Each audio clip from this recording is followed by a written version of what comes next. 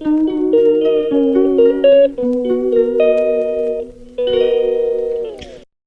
Everyone, welcome back to my channel.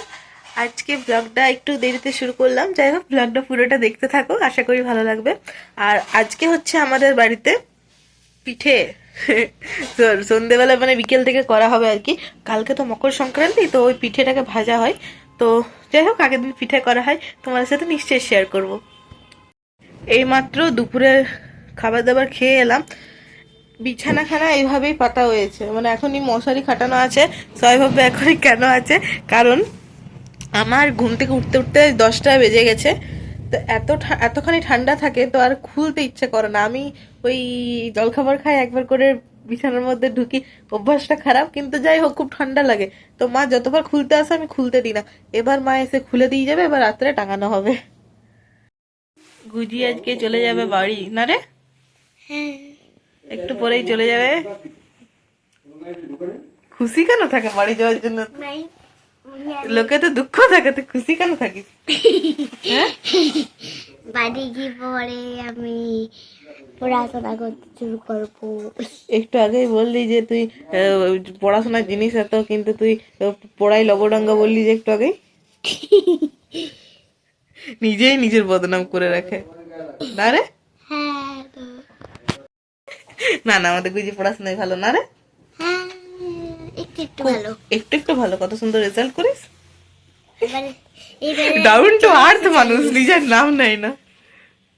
কাল তো পৌষ পার্বণ অর্থাৎ পিঠে পুলির উৎসব, তো তার জন্য আজকে পিঠে বানানো হচ্ছে। তো বিকেল থেকে ভ্লগটা আর কি এখান থেকে আবার কন্টিনিউ করলাম। দেখো এই যে সবজিগুলো কেটে রাখা আছে, সেগুলো হবে সবজি পিঠে, ফুলকপি আলু দিয়ে। আজকে বাবা পিঠে বানাবে, বাবা মা মিলে আর কি। আমি একটু আধটু হেল্প করেছিলাম, কিন্তু বেশিরভাগটা বাবা আর মা বানিয়েছে।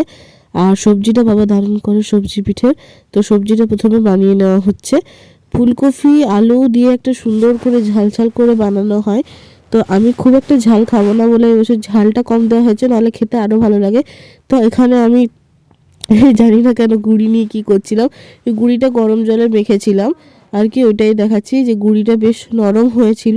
তো এগুলোকে ছোট ছোট প্যাড়ার মতো করে তারপরে এরকম হাতের সাহায্যে করে নিতে হয়। সবজি পিঠে ছাড়াও তো এখানে ক্ষীরের পিঠে হয় আর কি, মানে খোয়া ক্ষীরের পিঠে, তাছাড়া হয় নারকেলের পিঠে, তিলের পিঠে। এই পৌষ সংক্রান্তিতে এই সমস্ত পিঠে একদিনে করা হবে। তারপরে এরকম দেখতে পাচ্ছ ছোট ছোট করে বানিয়ে পাতলা পাতলা, যত পাতলা হয় খেতে তত ভালো লাগে। আর সত্যি কথা বলতে ভীষণ তুলতুলে নরম হয়েছিল, খেতে ভীষণ ভালো লাগছিল। এই যে এতগুলো পিঠে বানানো হয়ে গেছে, এগুলো সব হচ্ছে খোয়া ক্ষীরের পিঠে। আর তারপরে সবজির পিঠেও বানানো হবে।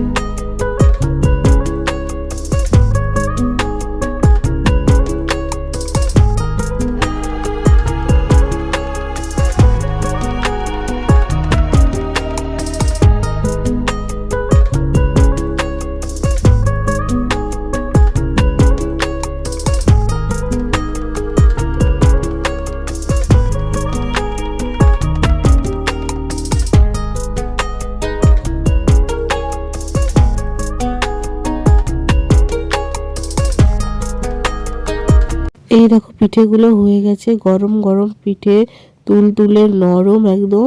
এটা গুড় দিয়ে খেতে আরো ভালো লাগবে। আর এদিকে মা এবার সবজির পিঠেগুলোকে স্টিম করে নিচ্ছে। সবজির পিঠেগুলো একটু আকারে বড় হয়।